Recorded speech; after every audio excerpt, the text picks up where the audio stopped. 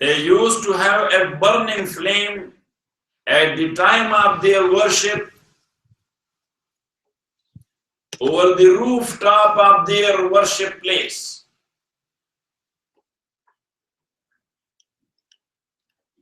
The Christians, they used to ring the bell.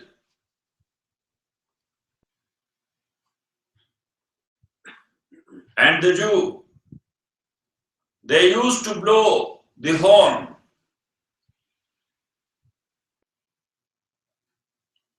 So different Sahaba, they gave their opinion for either ways of these three known ways.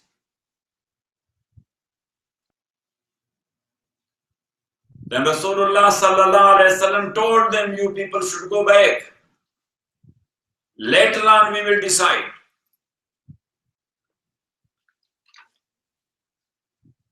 That was summer and hot days.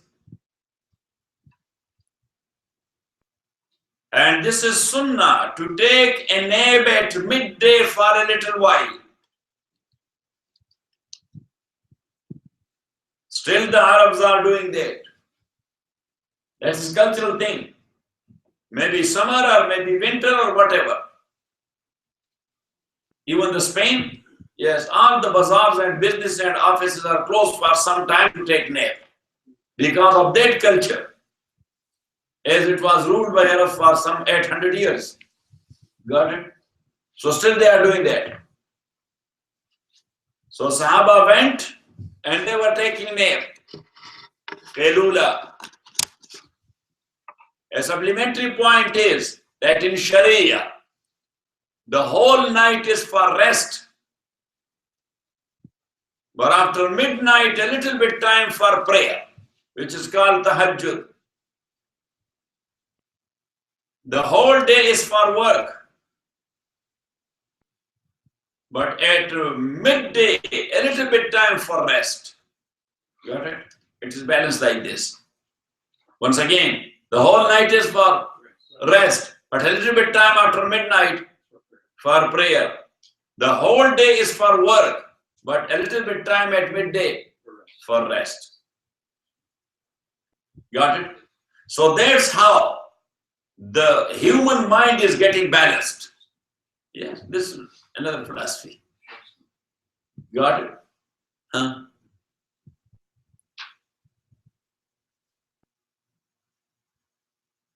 So at Zuhr time, Prophet ﷺ was there in masjid. When a Sahabi, Abdullah ibn Zayd ibn Abd Rabbihi,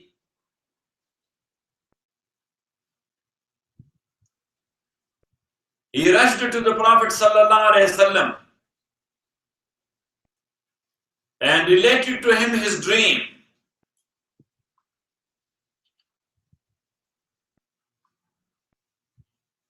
That I saw someone having the horn in his hands, passing by. I asked him if he sells it. He asked me what for. I told him to call people for prayer. So he said to me, "Awala u'allimuka ahsana min hadha?" Should I not show or tell or teach you a better way than this one? I said, of course. So then he said that when you people are going to call people for prayer, so one of you should stand on an elevated place, and he may say with louder voice, Allahu Akbar, Allahu Akbar, Allahu Akbar, Allahu Akbar, Ashhadu an la ilaha illallah, Ashhadu an la ilaha illallah, Ashhadu anna Muhammadan Rasulullah, Ashhadu anna Muhammadan Rasulullah, up to the very end.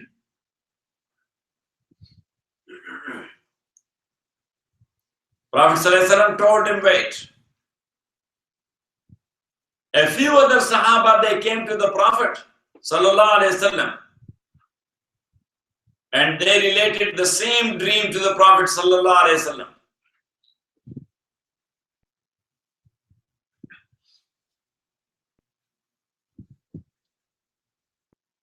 Then Rasulullah sallallahu alaihi wasallam asked them, do you know who was the man coming to each one of you in his dream? They said, Allah and his messenger know the better, or the best. Prophet sallallahu alaihi wasallam said, this was Jibreel. Came to you when you were sleeping. And after that, he made a round on you. He came to me. And he told me that this is the way, but let them tell you. And it is said that close to 70 Sahaba, Ridwanullahi alayhim ajma'in, who told the Prophet sallallahu alaihi wasallam about dream, they have seen. Then Prophet sallallahu alaihi wasallam told Abdullah ibn Zayd ibn Abd Rabbi, as he was the first one who came, that you should go to that corner with Bilal outside, in the front yard of Masjid, and let Bilal stand on the rock or over the rock, elevated. You should stand beside. Give him these kalimat. He will say it with louder voice. فَإِنَّهُ أَنْدَى صَوْتًا مِنْكَ وَأَمَدُّ. His volume and frequency is big. Yes, Africans. Yes, got it. And the body is big. Number one. You know that their nose is big. Why? Because of their big lungs. Yes. These nostrils will not work for African lungs. Yes, you know what I'm saying? Because the more oxygen is needed in the air. So that's why you need a freeway. Yes. Got it? When the lungs are bigger, so it means lot of oxygen is there. When lot of oxygen is there, so number one, volume and frequency will go up. And number two, you can stretch. You can stretch. فَإِنَّهُ أَنْدَى صَوْتًا مِنْكَ وَأَمَدُّ. And the more you stretch, so you can make your voice and rhythm. Yes or not? Yes. So Bilal radiallahu ta'ala, he gave the azan. Supplementary point. Someone from the offspring of Abdullah ibn Zayd ibn Abd Rabbi,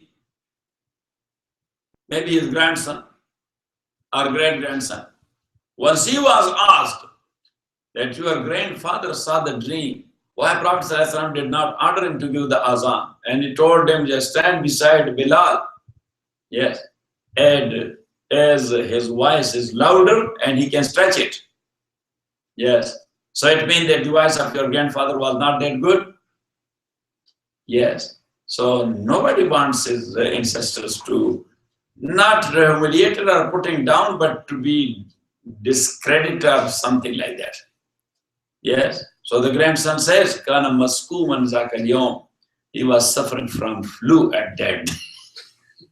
That my grandfather was suffering from flu. Otherwise, his voice was also good.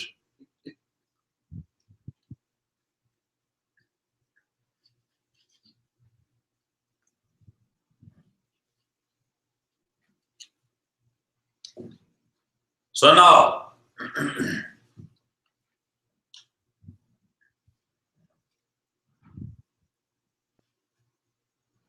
they received the azan in dream, and Rasulullah sallallahu alaihi wasallam received the same in wahi. Got it? So it doesn't mean that azan came in dream. No. Prophet sallallahu alaihi wasallam received it in wahi.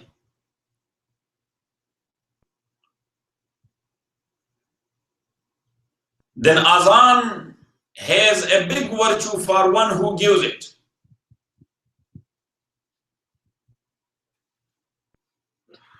As Abu Huraira narrates,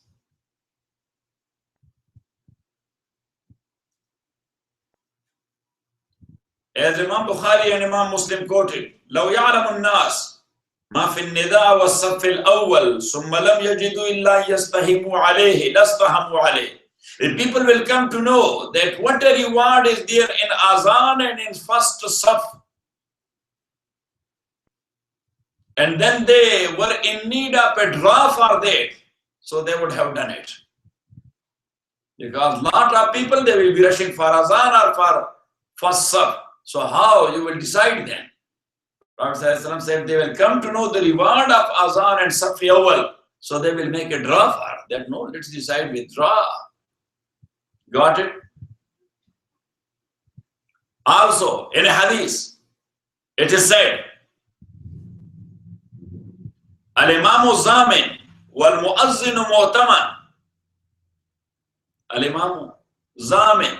What is Zamin? When you are taking responsibility of someone, you are called the Zamin or Kafil or sponsor. What? Sponsor. So Prophet ﷺ says Imam is a sponsor. Imam is what? He is sponsoring all those who are standing behind him. You know what I'm saying? Got or not? So Al-Imamu Zamin wal-Mu'azzinu Mu'taman. And Muazzin, he is the trustee. He is what? He is that, because the people, they put their trust in him that he will call for prayer in time. So there is trust. So Imam Zamin, he is the sponsor, and Muazzin is the trustee.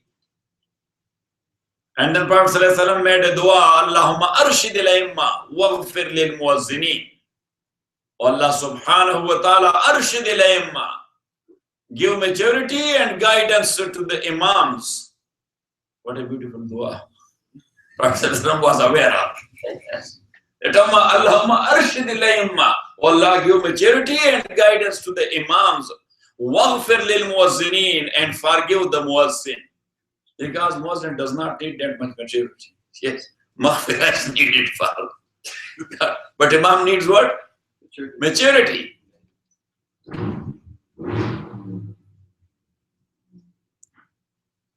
Also Imam Tirmidhi narrated from Abdullah ibn Abbas radiyallahu ta'ala an.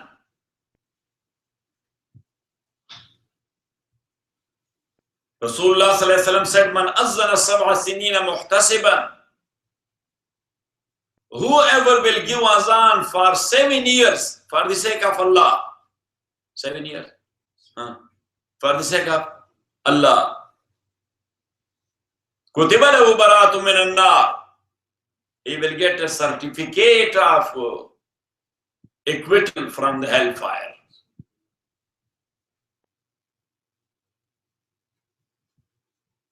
And Ibn Majah narrates from Abdullah ibn Umar radiyallahu ta'ala an. Rasulullah sallallahu alaihi wasallam said, whosoever gave azan for 12 years, wajabat lahul jannah. Paradise is must for him. وَكُتِبَ لَهُ بِتَعْزِينِهِ فِي كُلِّ يَوْمٍ 60 حَسَنًا. For his azan, for every day, he would be given 60 credits. How many? So for every azan, 12 credits. 5 azans are there, 60 credits. وَلِكُلِّ إِقَامَةٍ 30 حَسَنًا. And for every iqamah, 30 credits. Rawahu Ibn Majah. Yes, instead of credits, you can say units. Yeah. Rawahu Sisan. Got it? Because you have to make the concept clear according to circumstances and situation you are living there in.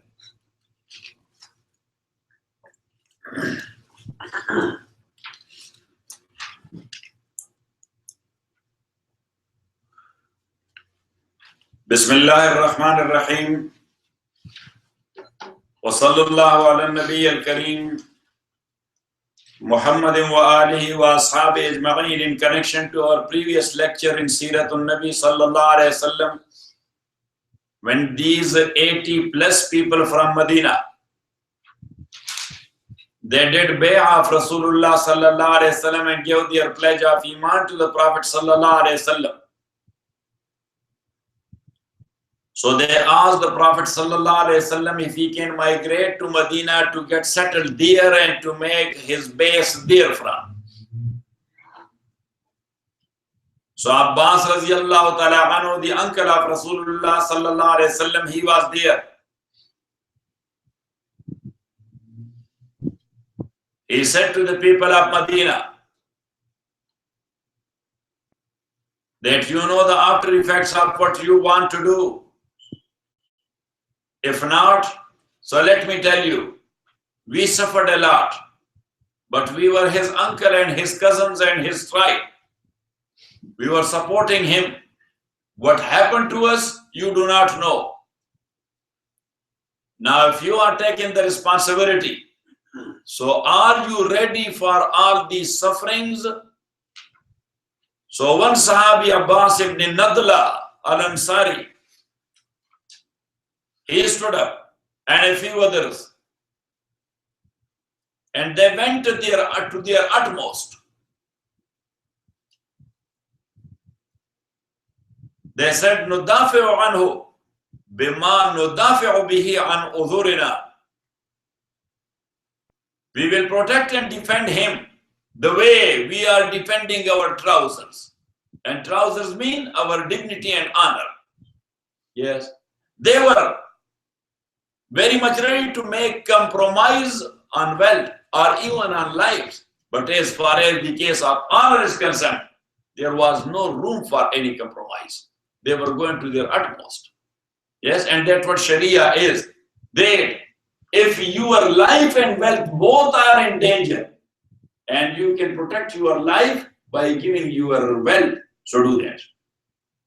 Because that will be stupidity. Yes, that you are losing your life. Yes, just give your money and defend your life. Got it? Then, if your honor and your life both are in danger, yeah, so give your life, but defend your honor and dignity. Otherwise, without honor and dignity, what life will be that? That will be a life. You will be living like a dog, humiliated. Got it? And that's why you have to take a step at that time. There's no who cares. You know what I'm saying? Got it or not? That is the case. So anyhow, that's what the humans have to do. The Muslims have to do. And then especially the Pashtuns have to do. Got it? Every tribe, in tribal culture, that is. That honor and dignity, that is much more than anything else. And that's why people are sacrificing their lives for what? For their honor and dignity. They don't want to ruin their dignity and their honor. Yes, there are dog and donkey type people that they are giving priority to a few dollars instead of their honor and dignity. Yes, but in the eyes of learned people or intellectual people, they are not less than dog and donkeys then. Yes, got it or not? Haywa, do you like these concepts of Sharia or not? Of course.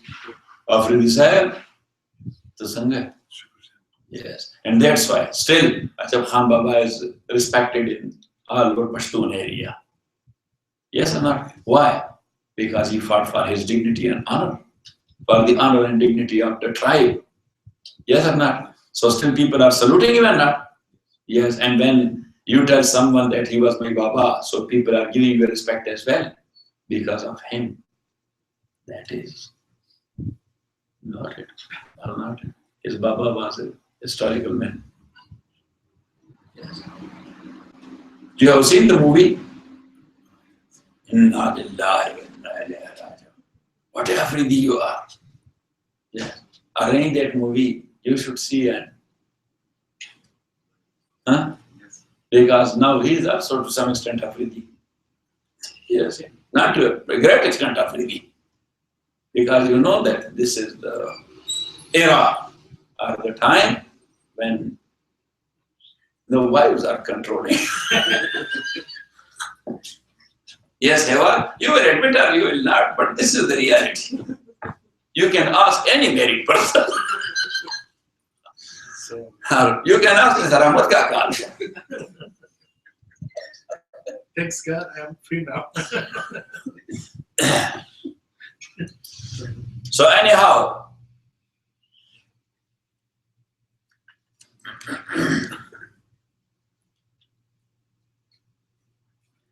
the Prophet ﷺ then asked the Muslims to migrate to Medina. So they used to start, or they used to go there one by one at night, or 2, 3 in groups. The first one who migrated was Abu Salama radiallahu ta'ala anhu.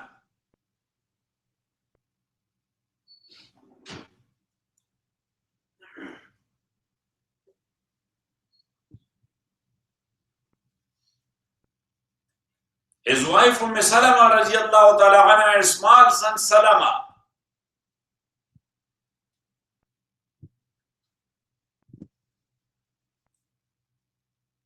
But when the in-laws of Abu Salama came to know that he is taking our daughter with,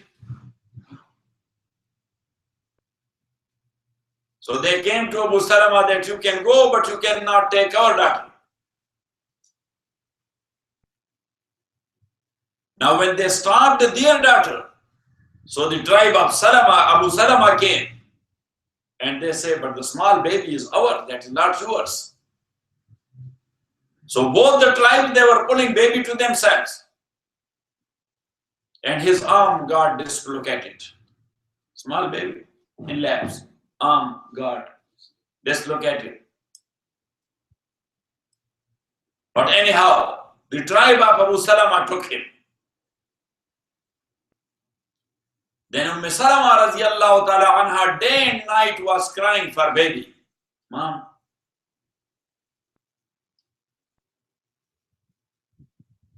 Then some people, they came to the tribe of Abu Salama, that be human, give the small baby to mom. And then they approached the tribe of Salama, that why you people are doing this to your own daughter? Let her go and join her husband. So they agreed. But they said that nobody is there to help her. She has to go on her own. So she came out, having the baby, walking on foot. But she didn't know which direction to take towards Medina. She was there in the known place, Tan'im or Masjid Aisha, where from the people are making Umrah. That's called Tan'im or Masjid Aisha. So she was there. She was not aware of this way or that way, north or south.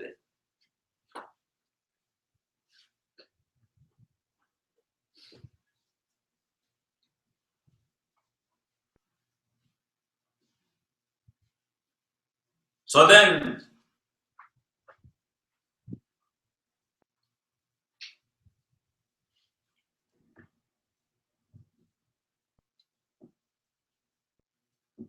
Usman ibn Talha saw her there in Tan'im.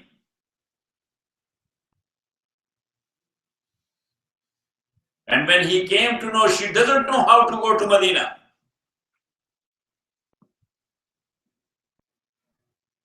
so on a humanitarian basis, he offered her, I can take you on my camel. He was walking on foot and she was riding the camel for almost 300 miles.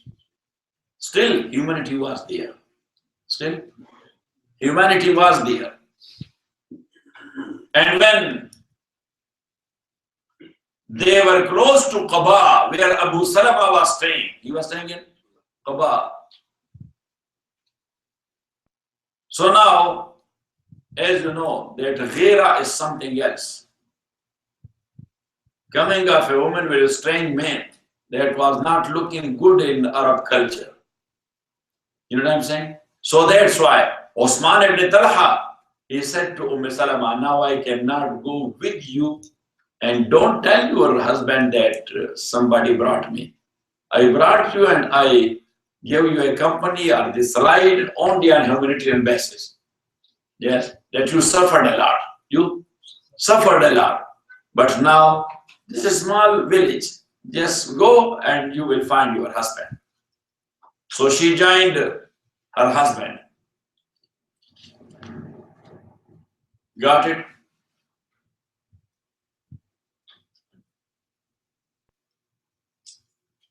Saheb ibn Sinan al-Rumi from Rome. Saheb ibn Sinan al-Rumi.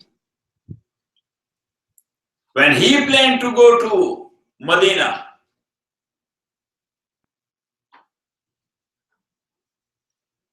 the people of Mecca came across and they said, you came to Mecca as a destitute, having nothing. Yes. You are not having a food for one day even.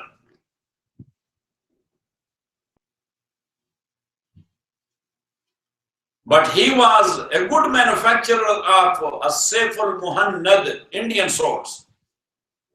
Indian swords. As you know, that sometimes something gets a fame of one specific area, even though later on that is made and built somewhere else, but still attributed to that old name. Got it? Like Clash and Co. Like what? Clash and Co. So basically, being made by who? And he was from Russia. But later on, all countries they are making Clash and Co. But still that's called what?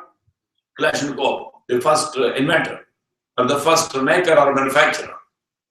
So anyhow, a Seerat-un-Nabi, that was very famous in the whole world and especially in Arabia. So he had a fabrica or a factory of swords, Saheb ibn Sinan al-Rumi, and he made a lot of wealth there.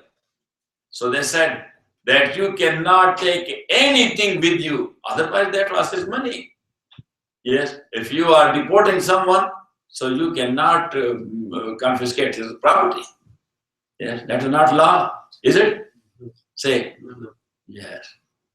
So we are deporting Abdul Qudus from just Chatsworth to West Hills. So we cannot confiscate his. Yes.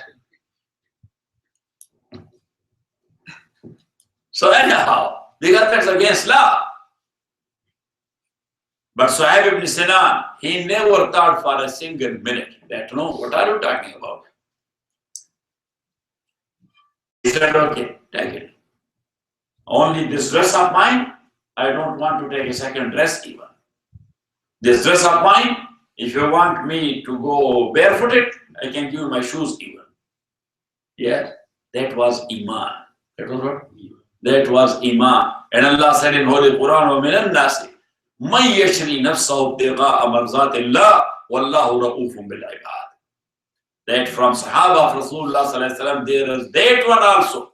Yashri nafsahu ibtigha'a marzatillah, who bought and purchased himself on his own money, but for the good pleasure of Allah subhanahu wa ta'ala. And Allah says, Wallahu ra'ufun bil ibad. Allah subhanahu wa ta'ala is very much kind to such like servants of him. The Meccan used to torture those who were leaving Mecca, because that was actually a fun and play and sport for them to torture Sahaba. They were getting together, torturing Bilal. They were getting together, torturing, making a fun of them, yeah, enjoying that. So now when they were leaving Mecca, they say, what we will do? Yes, whom with we will play. So that's why they were torturing those who were leaving Mecca. That's why they were leaving at night. And after midnight, when people were sleeping. Then once Rasulullah sallallahu alaihi wasallam said to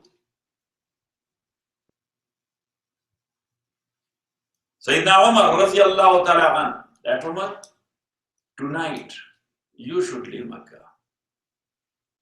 He said, tonight you are ordered, I will. Yes, but not tonight and not at night. Yes, I will start my journey in the morning when all of them will be sitting there in the outskirts of Kaaba. I will go and I will challenge them if they can stop me. And Prophet ﷺ was aware of the nature of Umar, radiallahu ta'ala anhu. Yes, that he is a man having muscles. Got it? He is one man army. He's what? One man. And he came there and all these elders were sitting there. He said that, okay, I am departing to Medina, migrating to Medina. If anybody want to make his mother bereaved, his wife, widow, his kids, orphans. Yes. So no one was raising his hand like this. They were looking down. That who will handle this guy? Nobody can. So what else? Yeah.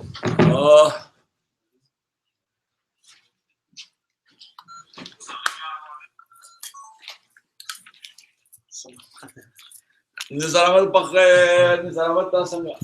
Koor ke saal le.